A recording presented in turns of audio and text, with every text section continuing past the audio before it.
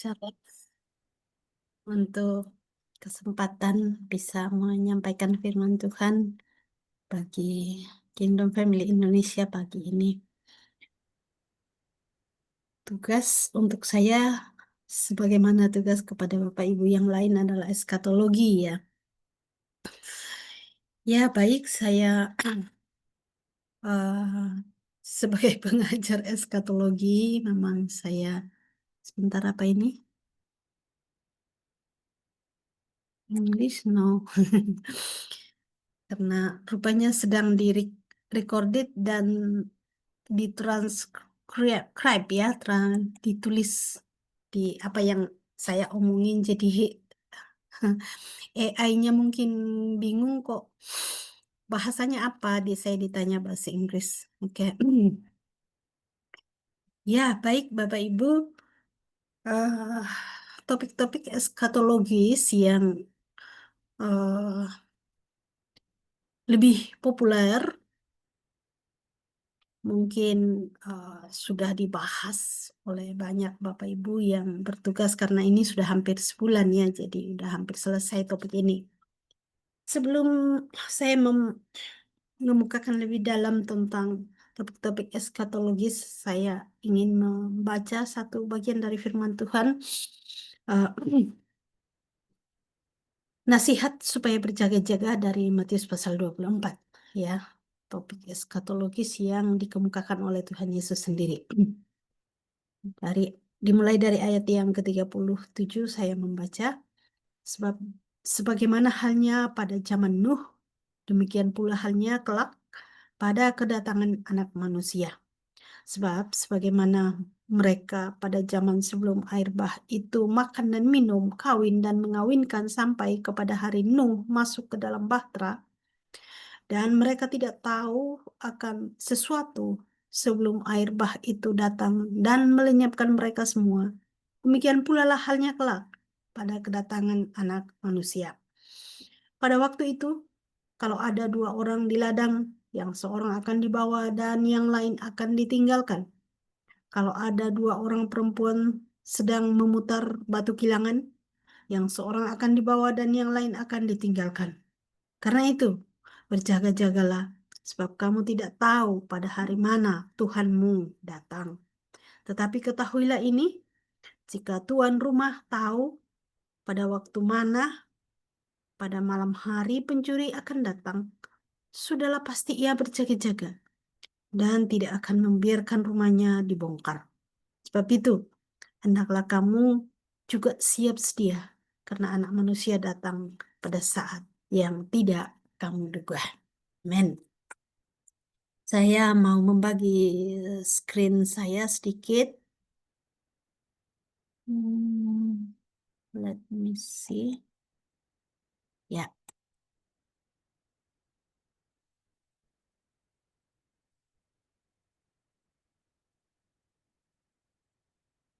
bisa dilihat Bapak Ibu?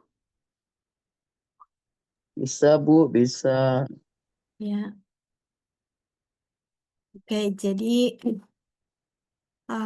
topik yang ada adalah topik-topik populer tentang eskatologi. Dalam evaluasi saya melihat bahwa ada 5 topik yang paling populer tentang eskatologi. Yang pertama yaitu kedatangan Kristus kedua kali, dan biasa disingkat K4 ya. K, kedatangan Kristus kedua kali seperti yang sudah kita baca dari firman Tuhan. Yang kedua itu topik hari Tuhan.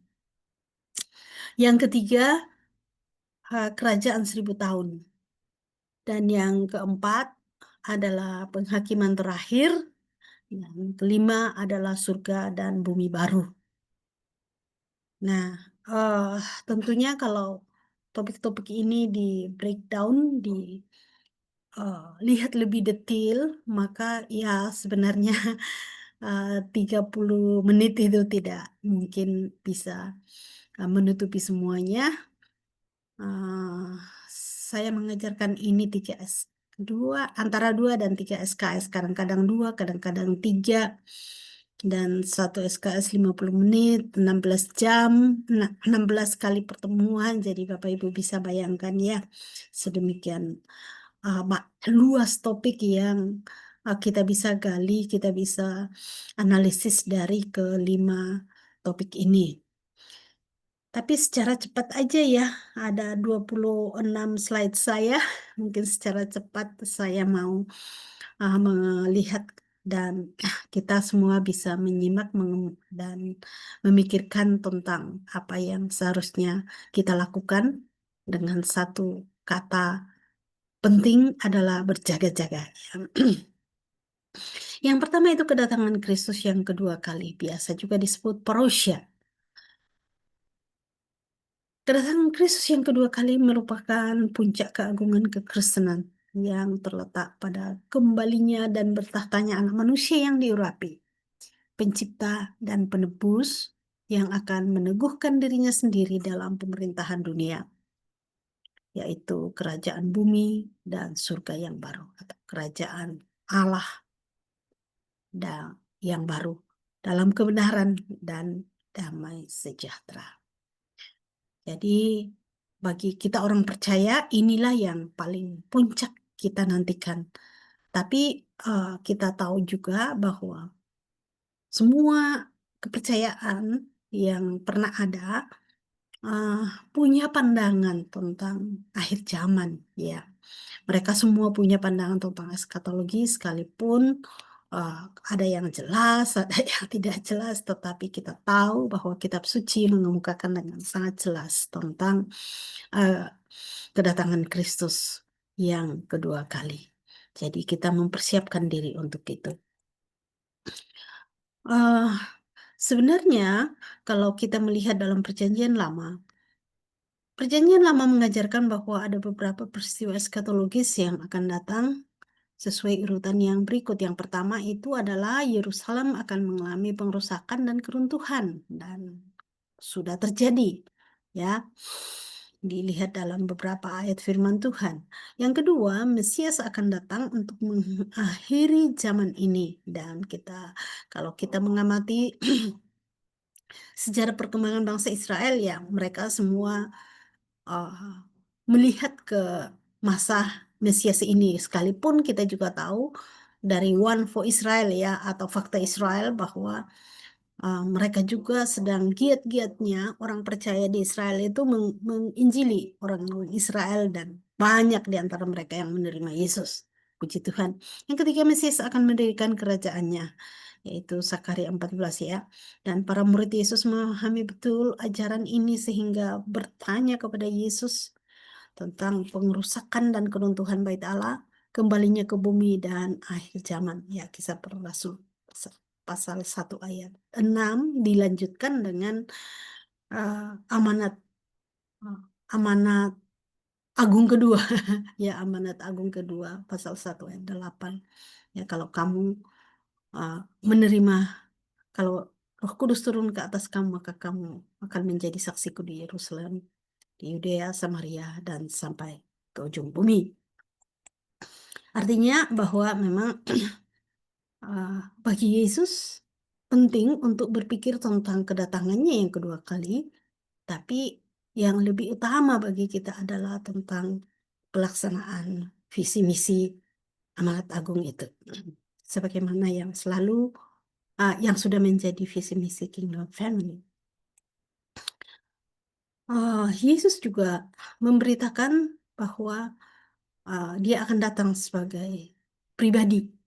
Jadi bukan hanya mungkin kuasa yang menguasai dunia ini, tapi memang pribadi Yesus. Bahkan ada yang berpendapat bahwa Yesus naik ke surga itu masih memakai tubuh kebangkitan. Artinya Yesus tidak menanggalkan tubuhnya ketika dia naik ke surga, tubuh kebangkitan itu, oleh karena dia akan pakai ketika dia kembali. Wah, puji Tuhan. Jadi artinya sebagaimana murid-murid melihatnya pada waktu dia naik, maka kita juga akan melihatnya kalau kita masih hidup, ya. Tapi dikatakan dalam Tesalonika bahwa kita akan dibangkitkan kalau Tuhan akan datang.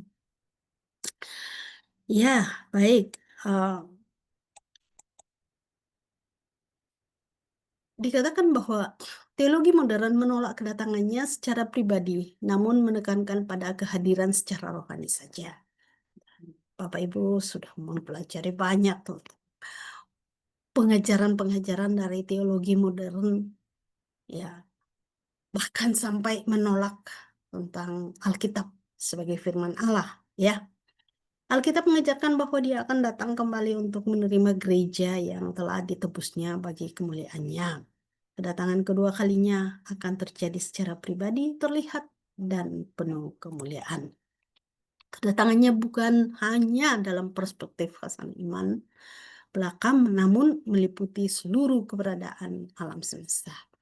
Jadi, saya ada satu lagu anak-anak diambil dari Filipi pasal 2 ya, dari ayat 6, 7, 8, 9, 10, 11 itu, bahwa setiap lutut akan bertelut, setiap lidah akan mengaku bahwa Yesus Kristus adalah Tuhan. Dan kira-kira itu kapan? Ya, ada kemungkinan bahwa itu ada di kedatangannya yang kedua kali. Walaupun uh, Bapak Ibu paham bahwa tidak semua uh, ajaran Kristiani dari berbagai denominasi untuk menerima tentang kedatangan yang kedua kali, ya. Jadi ya Kristus sudah datang, ya, dan dia akan langsung datang untuk memerintah, ya, sebagai raja. Tanda-tanda kedatangannya kita membaca di Matius 24 sebagai ringkasan adalah datang dalam masa kesusahan besar. Pertama akan datang masa kesusahan besar, kedua Injil akan diberitakan seluruh dunia, dan ketiga munculnya berbagai ajaran sesat. Artinya penyesatan secara global. Hal-hal yang terjadi sebelum kedatangannya itu munculnya Mesias palsu, dan ini lucu ya, selama saya belajar di teologi banyak penafsiran-penafsiran tentang Mesias palsu itu. Ada yang menunjuk kepada satu denominasi, pemimpin satu denominasi, ya. Dan penyimpangan-penyimpangan memang nyata ya di dalam denominasi-denominasi tertentu. Ya, saya tidak menyebutkan karena ini di kordit ya tetapi ya sudah terjadi dalam sejarah gereja bahwa muncul penafsiran-penafsiran tentang Mesias palsu itu, dan bahkan kemudian menunjuk kepada pribadi-pribadi tertentu. Ya, jadi muncul penghakiman-penghakiman begitu ya. Ada bencana alam, kedatangannya misterius, siaga dan setia, tidak ada tanda-tanda khusus. Ya, ada juga yang berpendapat begitu ya. Hmm. Tujuan kedatangannya adalah diungkapkan dalam dua perumpamaan. Misalnya 10 gadis ini masih konteksnya Matius 24 tadi ya. Dan talenta. Perhatikan cara menafsirkan perumpamaan, bahwa yang benar dan Alkitabiah itu latar belakang perumpamaan perlu dipahami, tujuan perumpamaan perlu mengerti secara detail, kemudian menemukan kebenaran utama. Jadi kadang-kadang tidak semua apa yang dituliskan dalam perumpamaan itu harus menjadi kebenaran detail yang harus dipegang, tapi biasanya ada kebenaran utama dalam konteksnya dan penerapannya. Dari Matius 25, jadi kelanjutan dari pasal 24 itu masih konteks eskatologi Yesus. Pertama menyatakan kemuliaannya, dan yang kedua mengumpulkan semua bangsa di bawah kakinya ketika dia datang untuk memisahkan dan memberi penghakiman hukuman bagi yang tidak layak dan pahala bagi yang layak.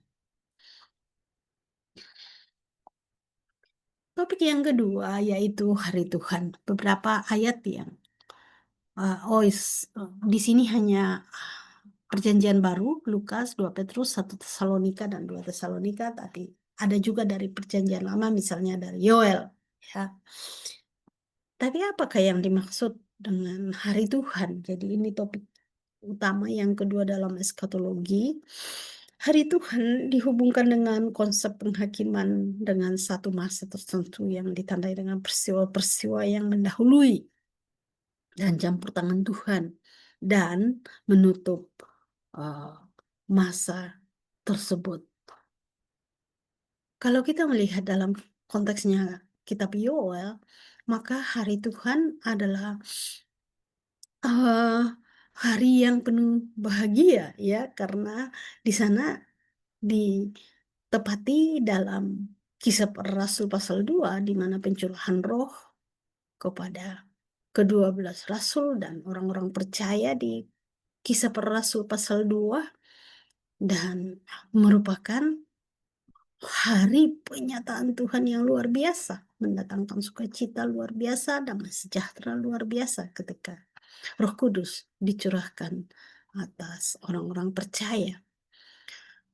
Tapi di berbagai konteks juga, hari Tuhan adalah hari penghakiman, hari murka Allah dicurahkan atas muka bumi yang berdosa. Konteks-konteks seperti itu mungkin bisa dilihat dari uh, zaman Nuh, kemudian berlanjut penghakiman-penghakiman bagi bangsa Israel, kemudian juga konteks-konteks dalam Perjanjian Baru. Tapi kalau di sini hanya dihubungkan dengan penghakiman, maka ya mungkin penghakiman bagi mereka misalnya masa-masa tribulasi, ya, atau masa-masa kesusahan besar. Peristiwa-peristiwa yang terjadi pada hari Tuhan, ya, seperti dalam Wahyu pasal 1, ya, pengangkatan dan kedatangan Kristus itu disebut hari Tuhan juga, penghakiman, kemudian penghancuran si jahat dari 2 Tesalonika, kemudian jatuhnya antikristus dan setan yang diikat, dan menegakkan kerajaan Allah, kemudian tatanan yang baru, kemudian berakhirnya atau berubahnya, tergantung kepercayaan, ya, apakah bumi ini akan berakhir atau bumi ini akan diubahkan untuk Yerusalem baru, konteks Yerusalem baru dalam firman Tuhan, ya. Lebih lanjut di sini adalah dalam hari Tuhan bisa juga tentang kebangkitan orang mati. Pengertian kebangkitan kembali mereka yang telah dikuburkan, pemulihan hidup bagi yang telah mati. Oleh karena roh tidak mati, maka kebangkitan hanya pada tubuh manusia saja. Dasar Alkitabnya di dalam Perjanjian Lama, di Mazmur 49, Yesaya 26, kemudian Daniel pasal 12. Dalam Perjanjian Baru beberapa ayat yang cukup populer, ya, dari pandangan Rasul Paulus di 2 Timotius, kemudian Rasul Yohanes, dan juga Paulus, dan ditutup dengan Wahyu 20, kebangkitan orang mati. Nah,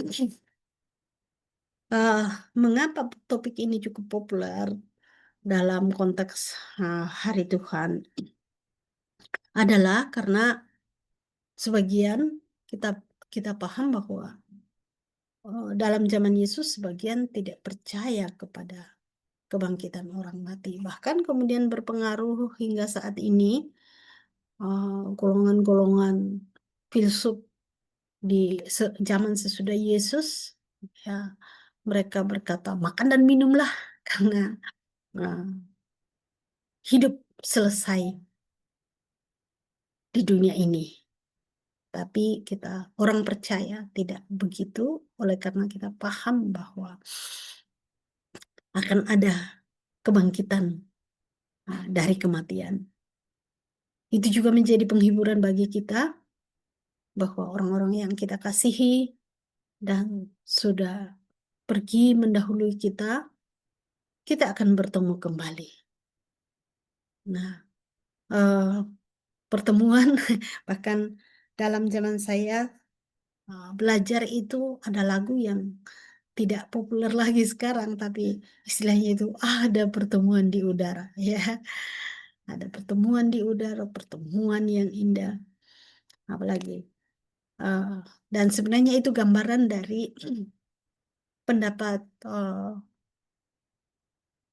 apa bagi mereka yang eh, mengatakan bahwa kalau Kristus datang kedua kali tidak langsung ke bumi, tetapi sampai di udara dan orang-orang percaya di bumi akan diangkat dan naik lalu bertemu Tuhan di udara. Sesudah itu kemudian terjadi malapetaka di bumi dan ya selanjutnya bahwa mereka berpendapat itu berlangsung selama 7 tahun dan sesudah itu baru Kristus akan datang bersama-sama dengan orang percaya ke bumi.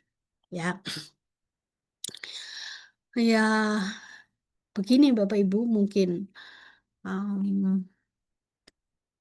latar belakang pendidikan saya yang dasar di teologi itu adalah di sekolah Alkitab Nazaren ya, dan Nazaren itu sedikit unik oleh karena pendapat mereka bahkan satu buku yang menjadi buku buku pegangan kita namanya Ray Dunning ya, judulnya Grace, Faith and Holiness. Excuse me, it's very noisy. I have it here. Nah, Ray Dunning berkata bahwa eh, golongan, jadi ini sebenarnya memang satu denominasi ya. Ray Dunning itu berkata bahwa eskatologi itu sebuah spekulasi. Ya, betapa mengagetkan perkataan ini oleh karena sebagian dari golongan orang percaya sangat uh, mengantisipasi tentang eskatologi kedatangan Tuhan yang kedua kali, sementara satu golongan ini berkata bahwa ya tidak perlu terlalu banyak waktu dihabiskan untuk berpikir, mempelajari tentang eskatologi oleh karena itu apapun yang kita pelajari dari sana adalah hanya sebuah spekulasi. Yang paling utama adalah kita berjaga-jaga dan menantikan bahwa Tuhan akan kembali. Ya, saya tidak tahu apa Bapak Ibu sependapat karena saya tahu bahwa Kingdom Family juga itu dari berbagai denominasi ya. Mungkin juga kita berpikir seperti mereka bahwa ya yang penting bahwa Tuhan akan kembali gimana-gimana jadinya ya Tuhan akan kembali. Nah, di sisi lain kita perlu berpikir tentang eskatologi untuk suatu kenyataan bahwa bagaimana teknik mungkin, bagaimana uh, cara kita perlu menyongsong kedatangan Tuhan itu. Nah, itu sudah masuk ke ranah uh, apa denominasi masing-masing ya. Nah, hakikat tuh kayak mungkin saya lewati aja itu masuk ke salah satu yang paling besar itu adalah kerajaan 1000 tahun. Walaupun ya istilah untuk itu kan milenium ya. Uh, Walaupun kita mengerti bahwa ada 3 kelompok besar, amil, premil, dan postmil ya untuk kerajaan 1000 tahun. Saya tidak tahu posisi dari Bapak Ibu masing-masing ada di mana atau denominasi masing-masing Bapak Ibu ada di mana. Tetapi kita melihat Amil berkata bahwa saat ini adalah masa gereja yang akan berakhir suatu waktu nanti, atau apakah sudah berakhir atau belum, ya mereka juga tidak punya pandangan itu. Kapan berakhirnya secara pasti itu nggak ada uh, tanggal pasti dari mereka, tetapi kemudian mereka mengatakan bahwa dari masa gereja saat ini akan berakhir Dan disitulah kedatangan Kristus yang kedua kali akan mengakhiri masa gereja ini, di mana terjadi kebangkitan orang percaya, kemana keadaan kebangkitan orang yang tidak percaya menghadapi penghakiman, dan juga orang percaya akan masuk ke surga dan bumi baru, atau disebut juga masa kekekalan. Demikian cukup sederhana. Saya pikir mungkin ini uh, jauh lebih mudah untuk memahami daripada mungkin berpikir bahwa eskatologi tidak perlu dipikirkan, oleh karena itu hanya sebuah spekulasi. Jadi saya daripada berpikir bahwa eskatologi sebuah spekulasi, mungkin baiknya masuk aja ke Amil, karena tidak ada yang terlalu banyak dipikirkan di masa kedatangan Kristus dan juga ke masa kekekalan itu. Kemudian postmil dikatakan, atau postmilianisme ya, milenialisme ya, postmilenialisme. Oke, kedatangan Kristus akan terjadi setelah masa kerajaan 1000 tahun, dan kemajuan Injil dan pertumbuhan gereja akan meningkat secara bertahap. Dunia semakin lama akan semakin dipenuhi oleh orang Kristen atau orang percaya. Nilai-nilai kekristenan akan memengaruhi masyarakat, dan masyarakat akan mencapai standar Allah dan secara bertahap masuk dalam kerajaan 1000 tahun. Artinya bahwa postmil mengatakan semakin lama dunia ini akan semakin baik, dan standar nilai-nilai Alkitabiah akan menjadi standar hidup umum di muka bumi ini. Dan memasuki kerajaan Allah itu tidak mungkin secara nyata-nyata begitu, tetapi bertahap. Oke, demikian postmil. Walaupun saya berpikir bahwa ini sudah dibahas banyak ya dalam kitab Wahyu, atau mungkin pembahasan kitab Wahyu pelajaran sore hari, atau juga dari Bapak Ibu yang lain yang sudah membawakan firman Tuhan.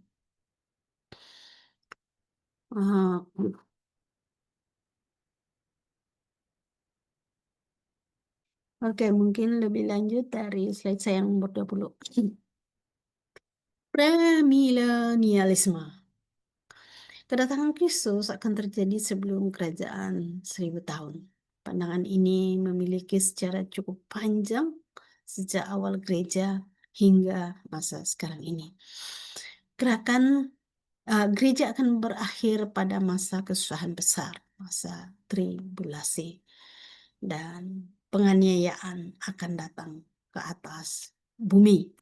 Ya, saya pikir premilenialisme banyak juga dipegang khususnya dalam masa-masa ketika gereja sedang mengalami kesulitan, dianiaya, maka banyak pengajar Alkitab memegang premilenialisme untuk nomor satu, menguatkan orang percaya agar tetap setia mengikut Tuhan.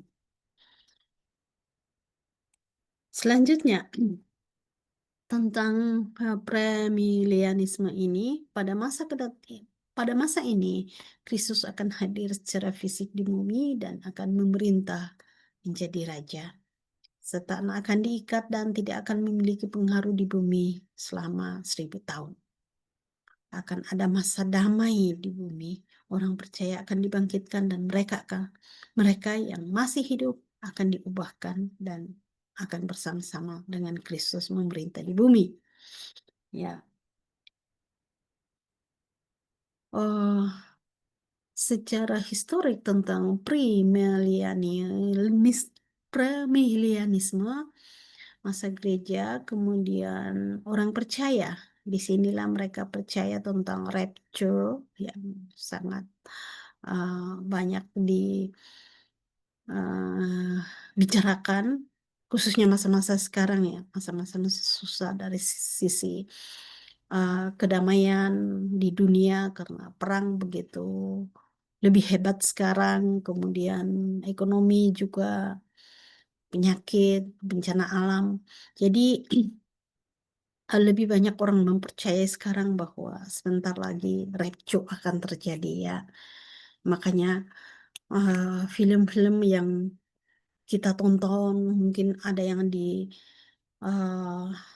secara terbuka dari stasiun televisi ya, Burning Hell, apalagi ya, eh, ya Rapture. Memang ada yang memang judulnya Rapture, di mana satu scene yang diperlihatkan adalah seorang hamba Tuhan sedang berkhotbah, kemudian ada cuma adik gereja mendengar, kemudian ya tiba-tiba yang orang percaya diangkat, tetapi ada juga yang tidak diangkat, dan menjadi perenungan bagi uh, orang yang menontonnya bahwa jangan-jangan ada yang tertinggal itu ya, dan yang tidak ada satupun yang menghendaki begitu.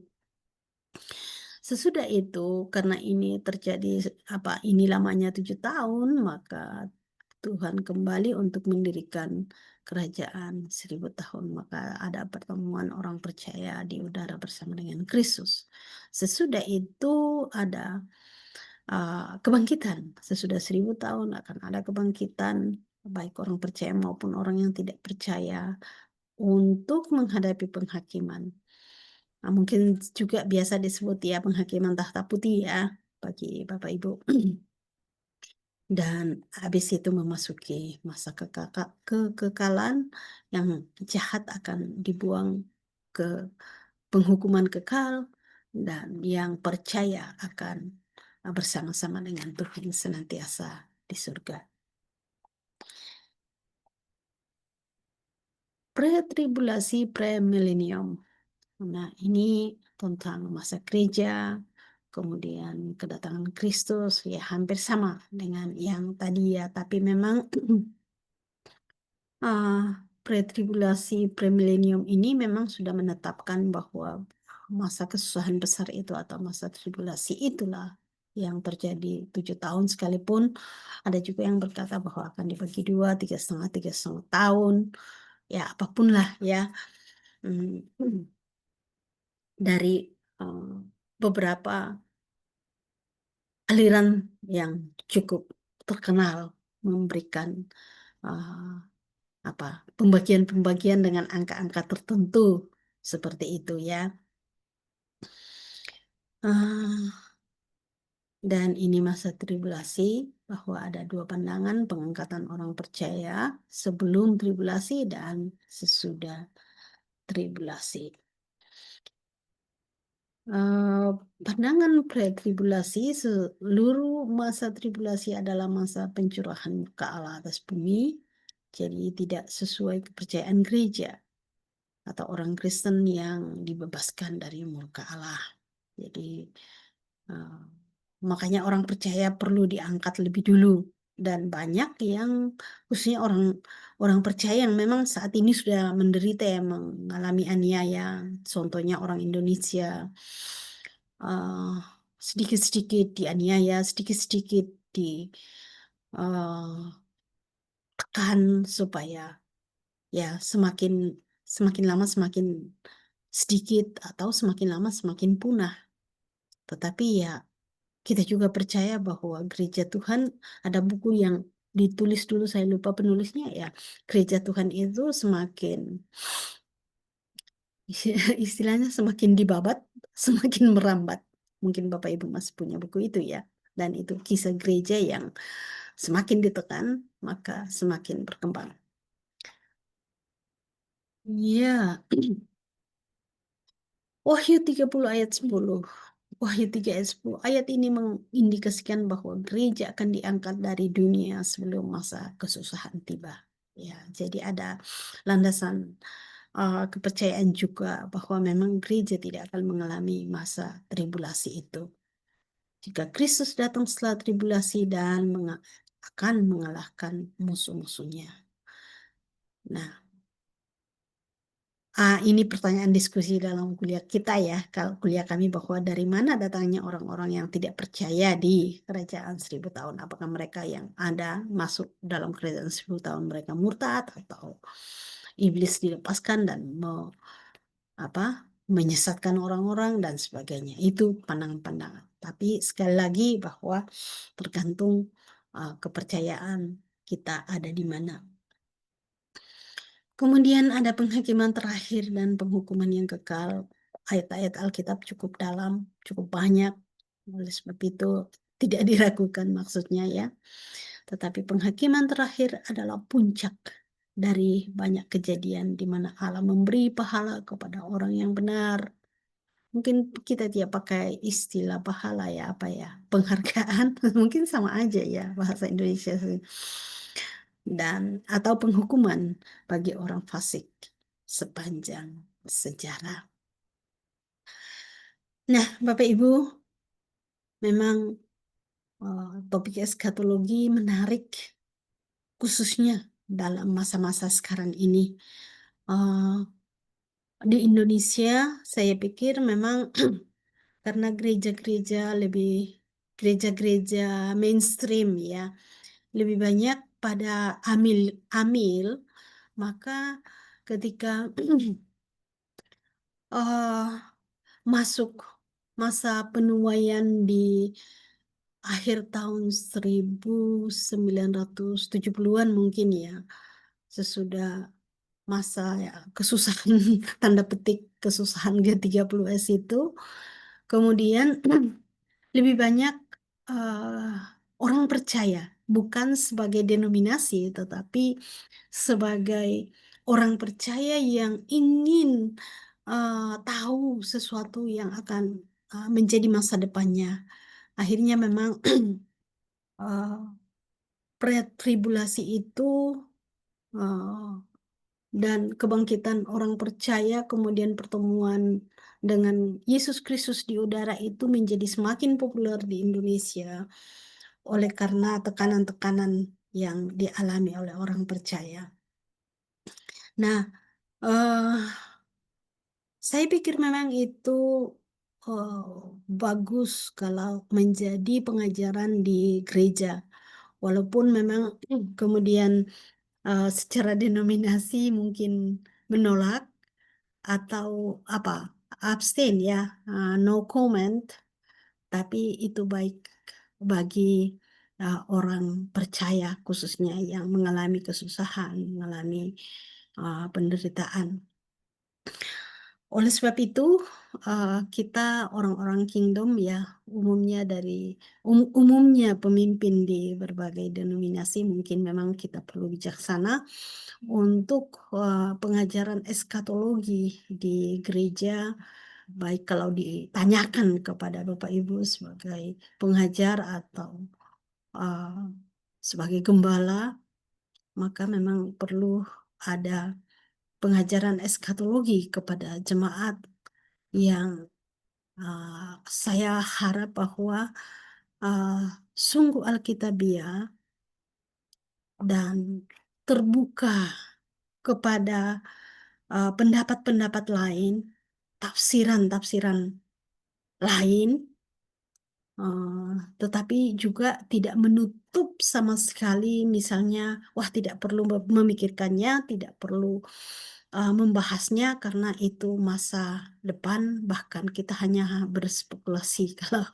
kita uh, membahas itu. Saya pikir tidak ya, kita tidak mendahului rencana Tuhan, kita tidak memandang itu sebagai sesuatu yang salah kalau diajarkan, tetapi saya pikir kebijaksanaanlah ada di tangan para pengajar Alkitab tentang eskatologi. Saya yakin bahwa kalau jemaat diajar dengan baik dan berfokus kepada Alkitab, saya pikir bahwa mereka tidak akan tersesat.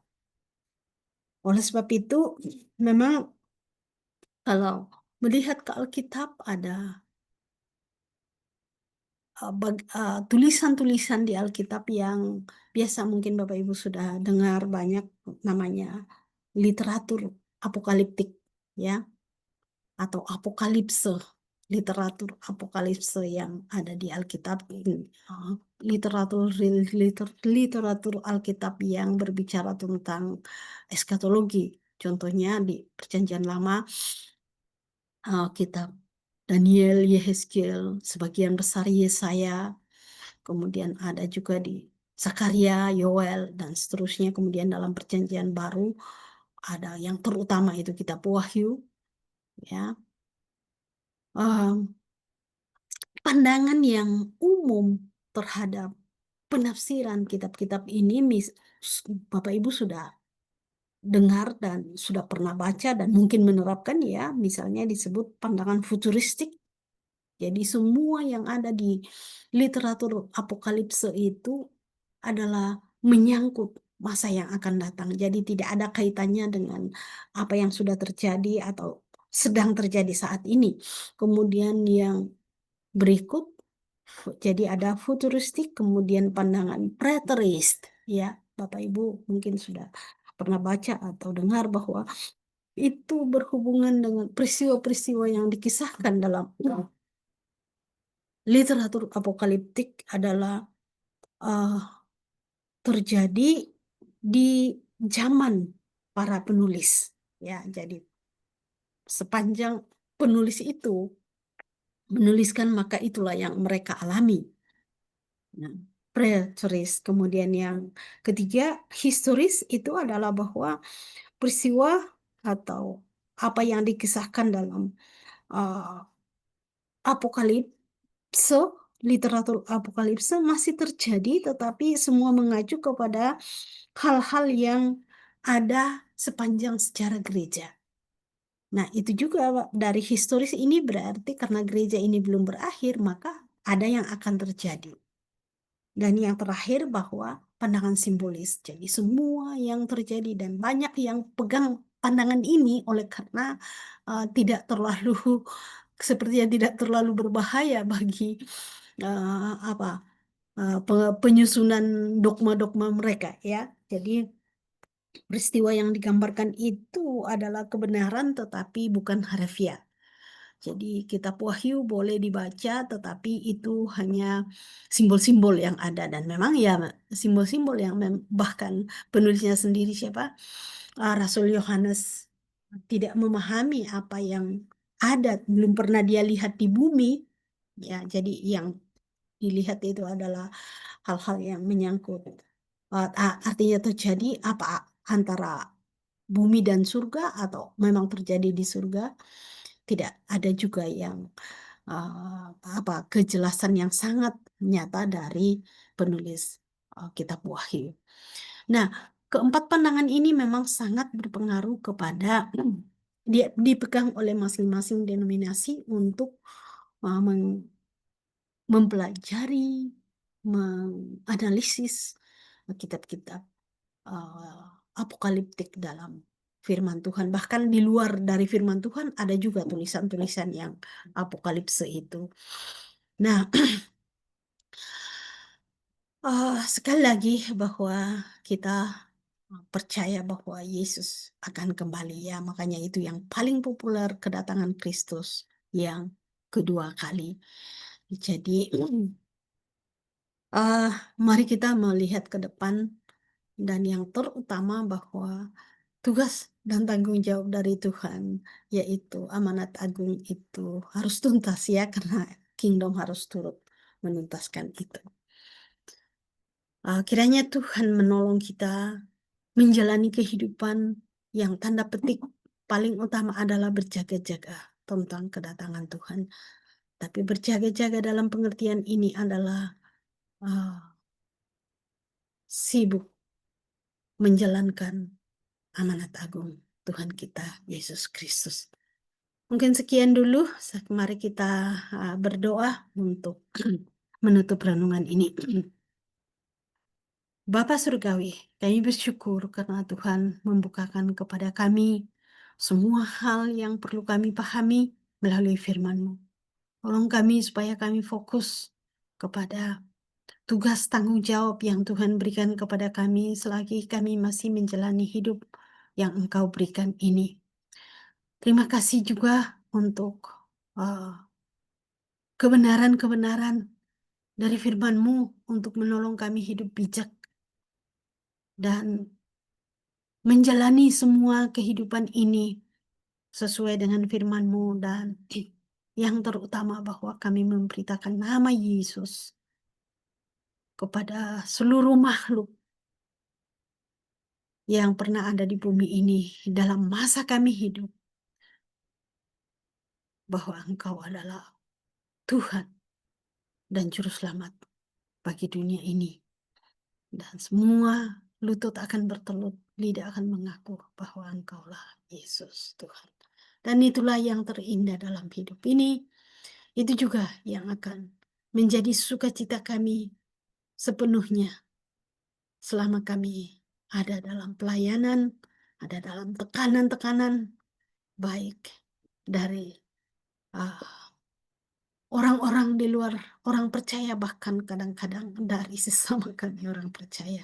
Tuhan menolong kami, Roh Kudus menguatkan kami, mengajari kami tetap fokus kepada visi misi Tuhan, yaitu turut menuntaskan amanat agung. Terima kasih Tuhan, berkati hamba-hambamu yang ada dalam Kingdom Family Indonesia, berkati pelayanan di gereja masing-masing, di komunitas masing-masing.